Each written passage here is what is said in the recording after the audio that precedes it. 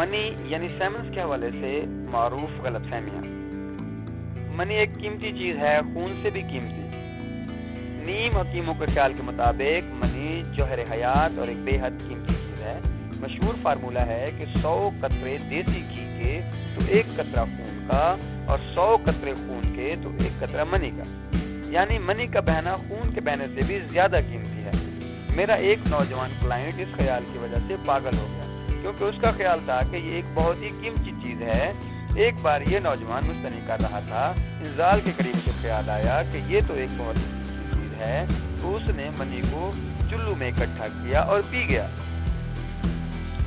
جدید تحقیق سے ثابت ہوا کہ منی قوت حیات نہیں، اور نہ ہی یہ خون سے قیمتی ہے، اور نہ ہی اس کا خوراک کے ساتھ بلا واسطہ ڈائریکٹ تعلق ہے۔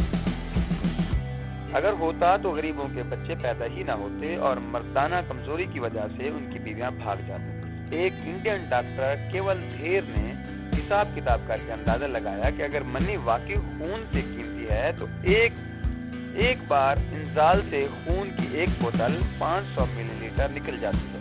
بہت سے لوگوں نے کبھی نہ کبھی دن میں 2 بار مشتری ضرور کی ہے۔ اس صورت میں 2 بوتلیں خون کے نکلنے کے بعد یہ زندہ کیسے رہے؟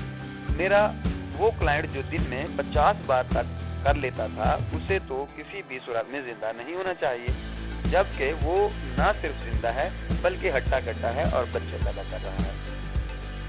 دراصل منی تھوک سے زیادہ قیمتی نہیں، اور اس کے بننے میں جسم کتنی ہی طاقت صرف ہوتی ہے جتنی تھوک بنانے میں۔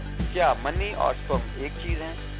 بہت سے لوگ منی کو سپرم کہتے ہیں، جو کہ درست نہیں۔ منی اور سپرم 2 علیحدہ علیحدہ چیزیں ہیں۔ ذکر میں سے اخراج کے وقت جو مادہ نکلتا ہے وہ منی ہوتی ہے، اور منی کے اندر سپرم یعنی جراثیم ہوتے ہیں جس سے بچہ پیدا ہوتا ہے۔ منی ایک طاقت ہے۔ گزشتہ دنوں ایک خوبصورت 6 فٹ کا صحت مند نوجوان میرے پاس علاج کے لیے آیا۔ اس نے مجھے بتایا کہ اس کی ماں اس کی شادی کرنا چاہتی ہے، مگر وہ انکاری ہے۔ اسے یقین تھا کہ وہ شادی کے قابل نہیں، کیونکہ اس نے مشت-زنی کے ذریعے اپنی مردانہ قوت ضائع کر دی ہے۔ وہ گزشتہ 14 سال سے مشت-زنی کر رہا ہے اور کوشش کے باوجود اسے روک نہیں سکا۔ جدید ریسرچ سے یہ بات ثابت ہو چکی ہے کہ منی ایک قوت انرجی نہیں، اور نہ ہی اس کا مردانہ قوت کے ساتھ کوئی تعلق ہے۔ جو ہی اس نوجوان کو اس حقیقت کا علم ہوا تو اس کی خوشی اور اطمینان دیکھا نہ جاتا تھا۔ اس نے ہنسی خوشی شادی کے لیے ہاں کر۔ منی کا گاڑھا پن یا پتلا پن۔ ایک نوجوان نے مجھے کال کیا کہ وہ اس وجہ سے بہت پریشان ہے کہ اس کی منی بہت پتلی ہے، جس کی وجہ سے وہ مردانہ کمزوری محسوس کرتا ہے۔ حقیقت یہ ہے کہ منی گاڑھی ہو یا پتلی، اس کا مردانہ طاقت کے ساتھ کوئی تعلق نہیں۔ منی کے اندر سپرم ہوتے ہیں جو بہت ہی چھوٹے اور نازک ہوتے ہیں۔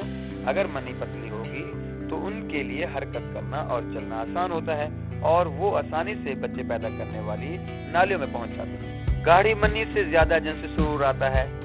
اکثر لوگوں کو خیال ہے کہ بھرپور جنسی لطف کے لیے منی کا شہد کی طرح گاڑھا ہونا ضروری ہے۔